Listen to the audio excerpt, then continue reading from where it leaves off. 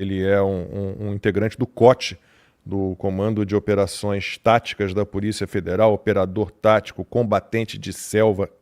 O currículo é pesado. Especialista em contra-terrorismo e um dos nomes mais respeitados no cenário das operações especiais no Brasil, colaborador da revista Timeline. Ele está com a gente já, o Júnior?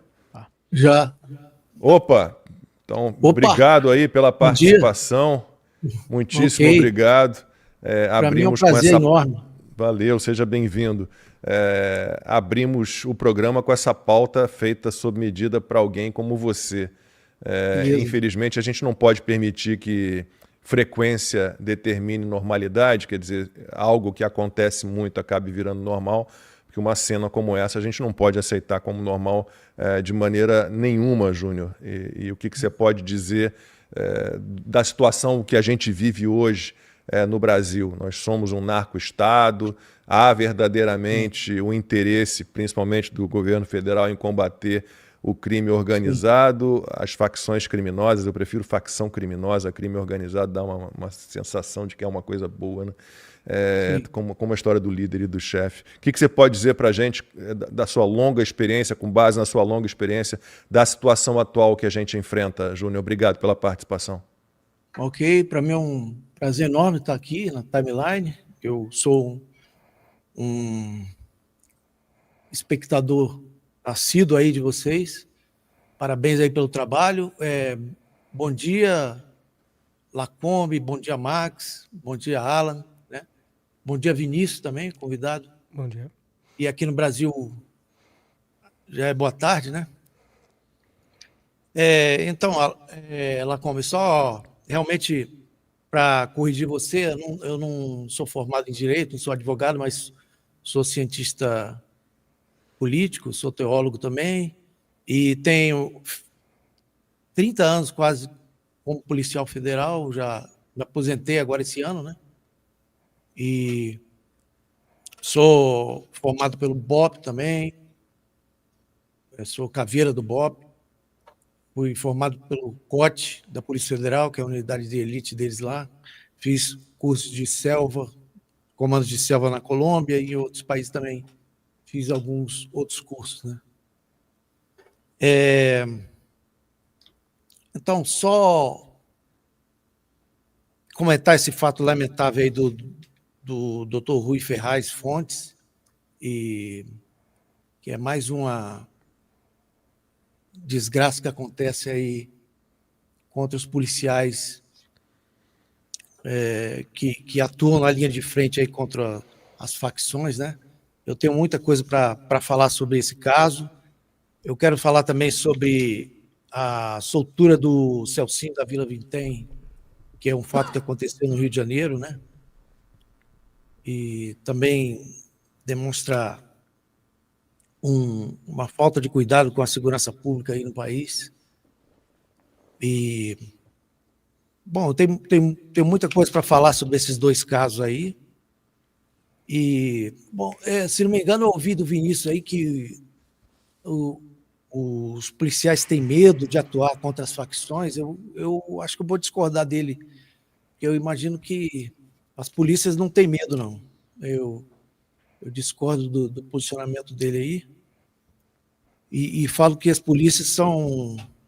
policiais são verdadeiros heróis nesse país. Eles atuam firmemente contra o crime organizado. Eu imagino que há uma dificuldade em relação à legislação, principalmente, né, a legislação, e em relação à maneira de atuar das corporações, eu acho que precisa ser melhorado, e muito, né? O judiciário, né? Desculpe interromper, polícias não tem medo de combater facções, nem combater o crime organizado no país, não. O legislativo, né, e que o judiciário que acaba aplicando essa lei. Júnior, prazer enorme estar falando contigo aqui. Eu tenho uma pergunta, porque já saiu, inclusive, já no Metrópolis, a própria corporação não descarta a maneira como o delegado foi assassinado, parece que há um tipo de treinamento, ou seja, não é aquele amadorismo que eu sou do Rio, né? Não, parece que tem um treinamento tático ali. Eu não é a minha especialidade, então por isso eu estou perguntando para o senhor, porque a gente gostaria de entender melhor na sua análise a maneira que essa execução ocorreu.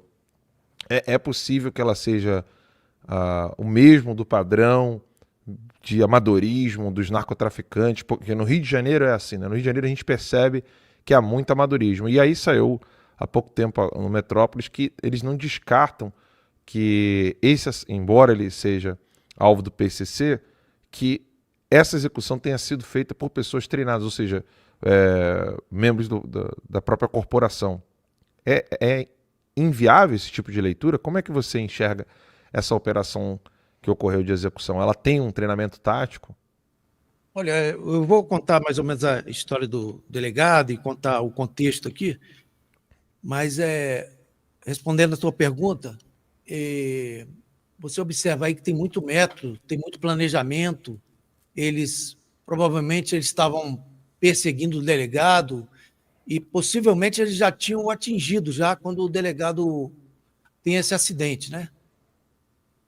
Então, para um olho treinado, você também observa que tem uma dinâmica aí de um dos elementos já faz uma proteção de 360 aí, o outro já vai junto com mais um elemento, já vai cometer o crime lá junto ao delegado. E o motorista também tem um treinamento forte aí também de direção ofensiva, defensiva. Então, dá para tirar que esses elementos aí são bastante treinados. Não dá para crivar que são ex-policiais, regimentados pelo tráfico, obviamente, mas são elementos altamente treinados aí, né?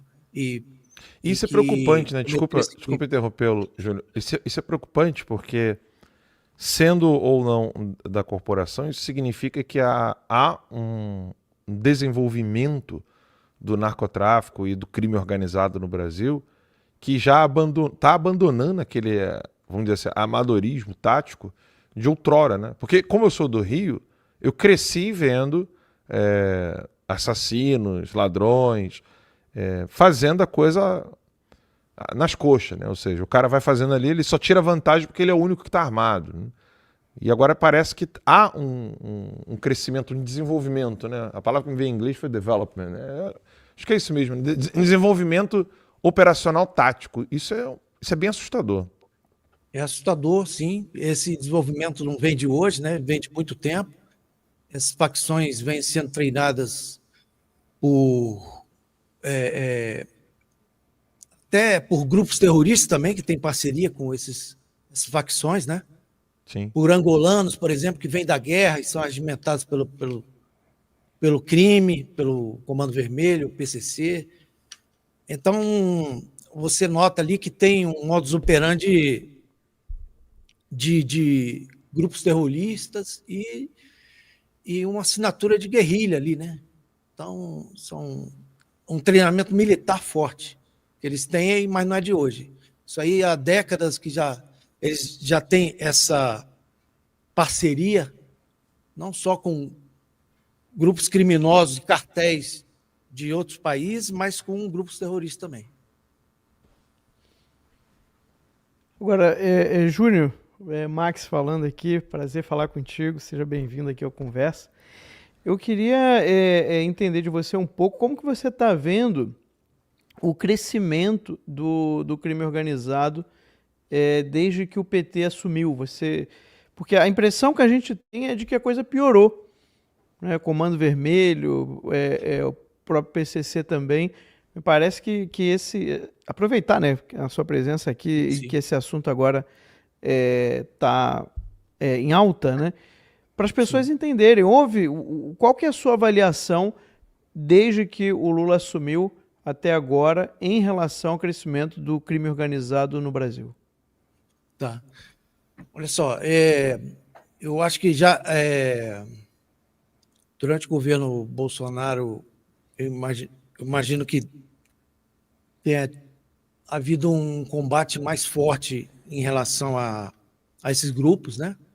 O governo PT, eu não vejo muito resultado nesse combate, eu não vejo ações para tentar diminuir essa força desses grupos, né? Vocês notam que houve uma disputa de território imensa entre essas facções, né? Principalmente nas capitais que a gente vê, Rio, Fortaleza, Bahia, em Salvador, né? E em outras capitais pelo país, você nota que o crime organizado tomou um vulto muito grande. Então, eu realmente não vejo ações determinantes assim desse governo para tentar diminuir isso aí. Sobretudo, um esforço também dos nossos políticos aí em apresentar projetos que mudem as nossas leis, né? Porque, sem dúvida, elas devem ser mudadas aí para um combate mais efetivo. É isso. Francisco Júnior, conversamos com Francisco Júnior, ex-policial federal, com treinamento no COT da Polícia Federal, no BOPE, cientista político.